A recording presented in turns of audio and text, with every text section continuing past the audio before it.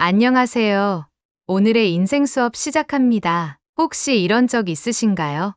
하루가 끝나고 나면 어김없이 현관 앞엔 또 하나의 택배 상자가 놓여 있습니다. 상자를 열면 잠시 기분이 좋아지지만 금세 마음 한켠이 다시 공허해집니다. 분명히 뭔가를 얻었는데 왜 더 허전해지는 걸까요?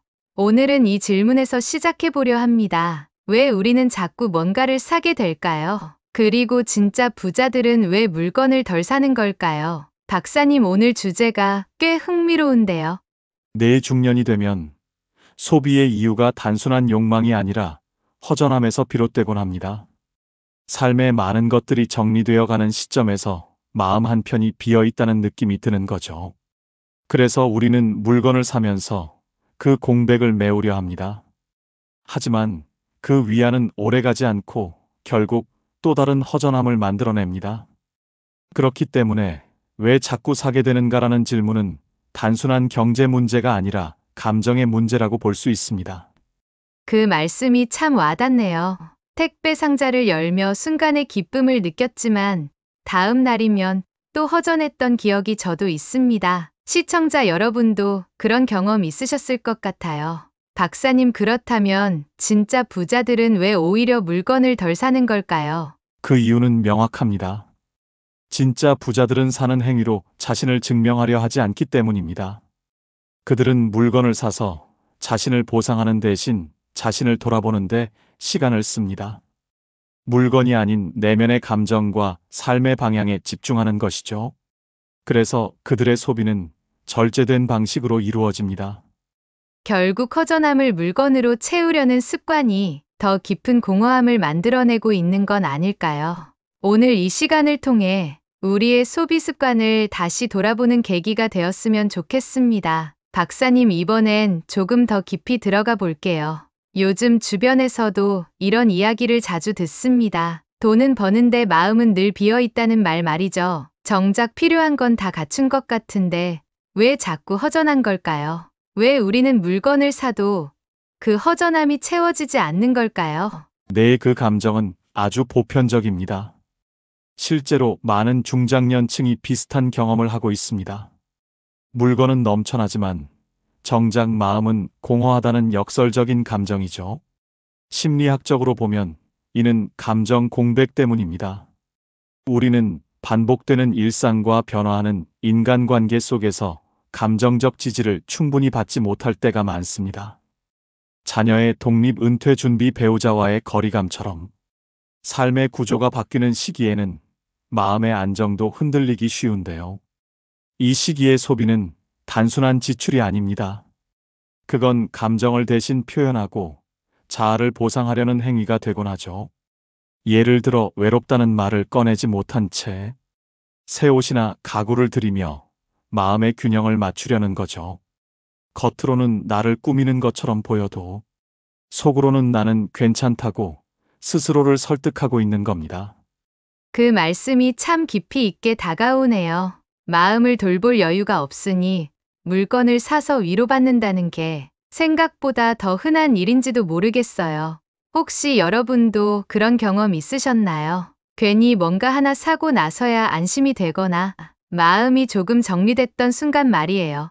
그게 단순한 쇼핑이 아니라는 걸 이야기를 들으며 새삼 느끼게 됩니다. 맞습니다. 그런데 문제는 그 위로가 오래가지 않는다는 데 있습니다.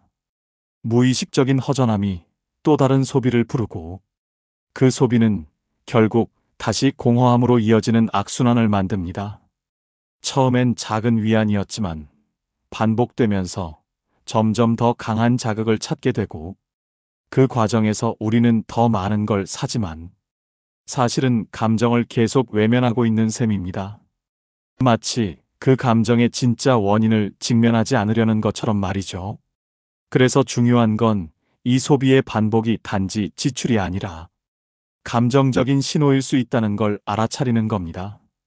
그러고 보면 소비는 그냥 물건을 사는 게 아니라 지친 마음이 무언가에 기댈 곳을 찾는 방식일 수도 있겠네요. 하지만 그런 방식으로는 진짜 위로를 받기 어려운 것 같습니다. 언제까지나 사야만 안심이 되는 상태는 결국 마음속 공백을 더 키우는 일이 아닐까요? 박사님 앞에서 말씀하신 악순환이라는 표현이 계속 마음에 남습니다. 우리는 분명 위로를 받고 싶어서 뭔가를 사는데 그게 오히려 또 다른 공허함을 만든다는 게 참 아이러니하네요. 그렇다면 왜 그런 일이 반복되는 걸까요? 단지 감정적인 문제만은 아닌 것 같은데요. 맞습니다. 여기에는 심리학에서 말하는 쾌락 적응이라는 개념이 깊이 작용합니다. 우리는 무언가를 새로 얻었을 때 강한 기쁨을 느끼지만 그 감정은 금방 둔감해지죠. 그래서 이전보다 더 강한 자극, 더 새로운 것을 찾아 나서게 됩니다. 문제는 이 자극의 반복이 결국 감정의 마비로 이어진다는 점입니다. 초기에 느끼던 기쁨이나 만족은 점점 줄어들고 대신 소비 행위 자체가 습관이 되어버립니다. 이 과정에서 자기 효능감도 점점 낮아집니다. 자기 효능감이란 내가 내 삶을 통제할 수 있다는 믿음인데요. 이 믿음이 약해질수록 사람은 외부 자극에 더 쉽게 기대게 됩니다. 결국 우리는 스스로의 감정을 다루기보다 무언가를 사는 행위로 존재를 확인하려 하게 되죠. 잠깐의 쾌락을 통해 살아있음을 느끼고 싶어지는 겁니다. 하지만 진짜 부자들은 이 회로를 꿰뚫고 있기 때문에 절제라는 선택을 할 수 있는 겁니다. 쾌락 적응이라는 말이 참 인상적이네요.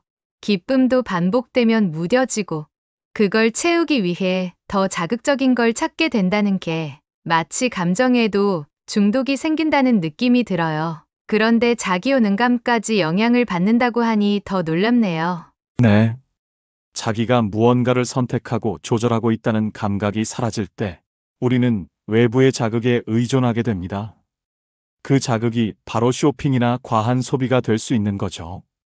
그리고 그런 소비는 점점 우리에게 삶의 실질적인 의미를 느끼게 해주는 게 아니라 감정의 방향을 흐리게 만드는 도피처가 되어버립니다. 무언가를 소유함으로써 나를 증명하려는 그 감정 자체가 이미 불안의 표현일 수 있습니다. 그러고 보니 정말 그런 것 같아요. 뭔가를 사고 나서야 안심이 되는 느낌. 그건 단지 물건 때문이 아니라 내가 통제하고 있다는 착각 때문일지도 모르겠네요. 하지만 그런 착각은 오래가지 않으니까 또 다른 걸 사게 되는 거고요. 박사님 이야기를 듣다 보니 이제는 소비가 단순한 선택이 아니라 감정과 연결된 일종의 회피처럼 느껴지기도 해요. 특히 중년 이후에는 그런 소비 패턴이 더 뚜렷해지는 것 같거든요. 그게 반복되면 어떤 영향을 주게 되나요? 이 시기에 나타나는 소비 패턴은 사실 루틴에 가깝습니다. 스트레스를 받으면 뭔가를 사고 일시적인 만족을 느끼고 곧바로 죄책감이 뒤따릅니다. 그리고 다시 스트레스를 받게 되는 악순환이 이어지죠. 그 감정은 점차 정체성을 흔들고 자기 부정의 감정으로 번지게 됩니다. 예를 들어, 나는 왜 또 샀지? 나는 왜 이렇게 약할까라는 식의 자기 판단이 생기죠. 이런 감정은 결국 자신을 더 고립시키고 사람과의 관계에서도 점점 거리를 만들게 합니다. 결국 쌓이는 것은 물건이 아니라 외로움과 죄책감 같은 감정의 찌꺼기입니다. 정말 그렇네요. 지금 박사님이 말씀하신 감정들이 어느 순간부터 제 일상에도 조용히 들어와 있었던 것 같아요. 쇼핑을 하면 기분이 나아질 거라고 믿었는데 오히려 더 외로워지는 기분이 들기도 했거든요. 혹시 여러분도 그런 감정 느껴보신 적 있으신가요? 이건 단순히 개개인의 문제가 아닙니다. 사회 전체가 점점 더 개인을 고립시키는 방향으로 흘러가고 있기 때문이죠. 우리는 온라인으로 연결되어 있지만 정작 감정은 점점 더 혼자 감당하게 되는 구조 속에 있습니다. 이런 상황에서 소비는 감정을 표현하는 유일한 출구가 되기 쉽고 그 출구는 곧 또 다른 감정의 덫이 되기도 합니다. 특히 중년 이후에는 이런 루틴이 굳어지기 쉽기 때문에 그 구조를 빨리 인식하고 끊어주는 게 매우 중요합니다. 결국 문제는 돈이 아니라 마음이었네요. 사는 만큼 외로워지는 그 반복을 멈추려면 먼저 내가 어떤 감정에서 시작했는지를 알아야겠어요. 지금 내가 필요한 게 물건이 아니라 마음을 돌보는 시간일지도 모르겠네요. 박사님 지금까지의 이야기를 들으면서 무엇을 사느냐보다 왜 사는지가 더 중요하다는 생각이 들었어요. 그런데 진짜 부자들은 오히려 소비를 잘하지 않는다고 하잖아요. 그건 단지 돈이 많아서가 아니라 뭔가 다른 기준이 있는 걸까요? 맞습니다. 진짜 부자들은 소비를 절제합니다. 그들은 욕망이 없어서가 아니라 욕망을 어떻게 다룰지를 알고 있기 때문입니다. 소비를 통해 감정을 조절하지 않고 삶을 스스로 설계하려는 태도를 갖고 있습니다. 철학자 에리히 프롬은 소유하려 하지 말고 존재하려고 하라고 말했는데요. 이 말은 부자들의 소비 철학을 아주 잘 보여줍니다. 그들은 무언가를 갖기 위해 애쓰기보다는 스스로가 어떤 상태로 살아갈지를 먼저 결정합니다. 그래서 그들에게 소비란 단지 물건을 사는 행위가 아니라 자신의 정체성과 삶의 방향을 반영하는 과정입니다. 존재하려고 한다는 말이 참 인상 깊네요. 무언가를 채우는 데 집중하기보다 지금 내가 어떤 마음인지, 어떤 상태인지 돌아보는 게 먼저라는 말 같아요. 박사님, 그러면 그런 절제는 어떻게 가능해지는 걸까요? 저도 그렇고 많은 분들이 궁금해 하실 것 같아요. 절제는 훈련입니다. 무언가를 안 사는 게 아니라 사지 않아도 괜찮다는 확신을 키우는 과정이죠. 진짜 부자들은 살 이유가 명확하지 않으면 사지 않는다는 원칙을 가지고 있습니다. 이는 단순한 절약이 아니라 불안을 관리하는 방식이기도 합니다. 불안할 때 소비하지 않고 불안의 원인을 직시하며 감정을 조절하려 합니다. 이런 태도는 결국 자신에 대한 믿음에서 나옵니다. 나는 사지 않아도 충분하다. 이 생각이 쌓이면 소비는 점점 선택이 되고 그 선택은 삶의 방향을 스스로 결정할 수 있게 만들어줍니다. 그 말이 참 와닿아요. 사지 않아도 괜찮다고 느낀다는 건 스스로에 대한 신뢰가 있어야 가능한 거겠죠? 무언가를 사는 대신 마음을 다잡고 하루를 지켜낸다는 건 생각보다 더 강한 선택일지도 모르겠네요. 박사님, 이제 마음가짐이 정말 중요하다는 걸 알겠는데요. 그래도 실제로 뭔가 사고 싶다는 충동이 들 때 그걸 막는 건 여전히 쉽지 않아요. 혹시 우리 일상에서 바로 실천할 수 있는 방법이 있을까요? 네, 물론입니다. 감정을 억누르거나 무조건 참으라는 말이 아닙니다. 중요한 건 소비 전의 멈춤입니다. 그 멈춤의 순간에 스스로에게 질문을 던지는 것이죠. 5가지 질문만 기억하셔도 소비의 의미가 달라집니다. 첫째, 이건 정말 나에게 필요한가?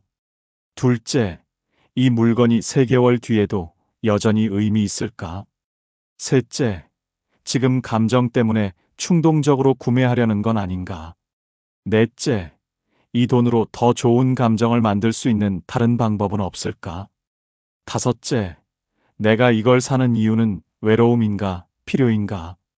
이 질문들은 단순히 사고 말고의 문제가 아니라 지금 내 감정 상태를 점검하는 기회가 됩니다. 그 5가지 질문을 들으니 마치 내 마음속 중심을 다시 바라보는 느낌이 들어요. 우리가 물건을 사기 전에 그런 질문을 해본 적이 있었을까요? 사실은 왜 사는지를 묻는 대신 그냥 결제부터 했던 것 같아요. 맞습니다. 소비를 통해 얻는 건 물건이 아니라 감정입니다. 그리고 그 감정이 어떤 기반 위에 있는지를 스스로 인식할 수 있어야 비로소 소비를 다르게 대할 수 있게 됩니다. 진짜 필요한 건 물건이 아니라 마음의 균형일지도 모릅니다. 질문은 우리에게 그 균형을 되찾는 출발점이 됩니다. 그리고 그런 자각이 반복되다 보면 어느 순간부터 사지 않아도 괜찮다는 감정이 생기기 시작하죠. 결국 중요한 건 뭘 사느냐가 아니라 그 순간에 내 마음을 들여다볼 수 있느냐는 거네요. 물건을 사지 않기로 한 그 선택이 오히려 내 마음을 지키는 기술이 될 수 있다면 우리의 일상은 더 단단해질 수 있을 것 같아요. 박사님, 지금까지의 이야기들을 따라오다 보니 소비를 줄이는 게 단순한 절약이 아니라 마음의 방향을 바꾸는 일이라는 게 느껴져요. 그렇다면 그런 변화를 실제로 경험한 사람들의 모습은 어떨까요? 정말 사지 않아도 괜찮아졌다는 걸 체감할 수 있을까요? 네, 충분히 체감할 수 있습니다. 한 중년 여성은 이런 이야기를 했습니다. 예전엔 택배가 오지 않으면 뭔가 빠진 느낌이었어요. 그런데 요즘엔 아무것도 오지 않는 날이 더 조용하고 좋습니다. 그 변화는 물건이 줄어들었기 때문이 아니라 마음이 채워졌기 때문입니다. 집안에 가득하던 불필요한 물건을 정리하면서 함께 사라진 건 그동안 감춰져 있던 불안과 조급함이었죠. 어느 날 문득 굳이 나를 보상하지 않아도 괜찮다는 감정이 찾아옵니다. 그 순간부터는 소비가 필요가 아니라 선택이 됩니다. 그리고 그 선택은 나를 더욱 자유롭게 만들어줍니다. 절제는 참는 것이 아니라 더 이상 필요하지 않다는 걸 아는 상태입니다. 말씀을 듣고 있으니 그 변화가 눈앞에 그려지는 것 같아요. 한때는 사지 않으면 불안했는데 이제는 사지 않는 게 편해졌다는 말. 그게 바로 마음이 회복됐다는 증거 아닐까요? 그리고 어쩌면 우리가 진짜 바랐던 것도 가득 찬 집보다 비워진 마음의 여백이었을지도 모르겠네요. 맞습니다. 사지 않아도 괜찮다는 감정은 결핍이 아니라 자율의 감정입니다. 나는 뭘 채워야 살아갈 수 있는 사람이 아니라 이미 충분히 갖추고 있다는 신뢰 위에 서 있는 거죠. 그리고 그 신뢰는 물건이 아니라 내면에서 나옵니다. 진짜 부자들이 지닌 공통점은 자신을 과하게 꾸미거나 감추려 하지 않는다는 점입니다. 절제는 단순히 안 쓰는 기술이 아니라 자기를 지키는 방식인 겁니다. 그 방식은 하루하루를 조금 더 가볍게 만들어주고 결국 삶 전체를 바꾸는 힘이 됩니다. 결국 물건이 아니라 내가 나를 어떻게 바라보느냐가 일상의 여유를 결정하는 것 같아요. 사지 않아도 충분한 하루, 그 말이 오늘따라 참 따뜻하게 들리네요. 박사님 오늘 이야기를 쭉 따라오면서 결국 우리가 사는 건 물건이 아니라 감정이라는 말이 계속 떠오릅니다. 이제는 물건을 사는 게 아니라 나를 돌보는 방식이 무엇인지 묻는 것이 더 중요하다는 생각이 들어요. 오늘 방송을 마무리하면서 마음에 남겨야 할 질문은 어떤 걸까요? 내 오늘의 시작은 왜 진짜 부자는 물건을 사지 않을까였지만 결국 도달한 질문은 나는 왜 사는가였습니다. 우리가 불안해서 허전해서 외로워서 샀던 그 많은 것들, 그 모든 소비는 사실 감정을 돌보는 방식이었습니다. 하지만 그 방식이 내 마음을 더 지치게 만들고 있었다면 이제는 방향을 바꿔야 할 때입니다. 사지 않음으로써 마음을 돌보는 선택, 그것이 가능하다는 걸 기억하셨으면 합니다. 삶은 결국 선택의 반복입니다. 무엇을 사느냐가 아니라 무엇을 남기느냐에 따라 우리의 하루는 달라집니다. 그리고 그 하루가 쌓여 지금의 나를 만들게 됩니다. 그 말씀 너무 깊이 와닿아요. 결국 중요한 건 오늘 하루 내가 무엇을 채우고 무엇을 비우느냐는 선택이겠죠. 지금 이 순간도 우리는 무언가를 사고 있을지 몰라요. 시간이든 감정이든 물건이든 그 선택이 나를 더 가볍게 하는 방향이면 좋겠습니다. 그리고 때로는 채우는 것보다 비워내는 용기가 더 필요한 것 같아요. 그래서 오늘의 마지막 질문을 이렇게 드리고 싶습니다. 여러분은 지금 무엇을 사고 계신가요? 그것은 정말 필요한 것이었나요? 아니면 감정을 감추기 위한 위로였나요? 이제는 그 모든 소비의 이면에 숨어 있던 나의 감정을 정직하게 마주하길 바랍니다. 그리고 사지 않아도 충분한 하루를 스스로에게 선물해 보시길 바랍니다. 그 절제의 감정이 결국 가장 단단한 위로가 될 수 있습니다. 오늘의 인생 수업, 여러분과 함께여서 더욱 따뜻했습니다. 혹시 오늘 이야기를 들으며 떠오른 감정이나 경험이 있으셨다면 댓글로 나눠주셔도 좋습니다. 당신의 절제가 누군가에게는 여유가 될 수 있으니까요. 그럼 오늘도 평온한 하루 보내시길 바랍니다.